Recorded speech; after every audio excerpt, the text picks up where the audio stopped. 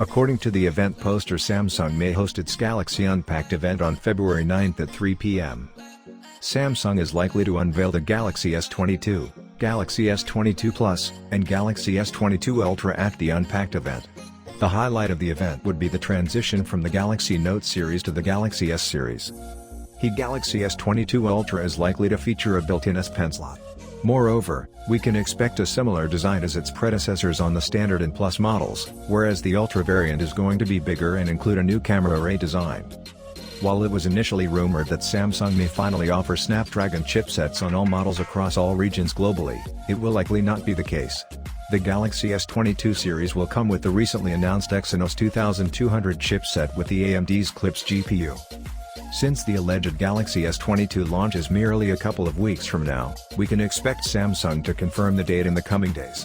It's safe to assume that Samsung will indeed unveil its new Galaxy devices in the second week of February. So friends, thanks for watching. Please like the video and subscribe the channel.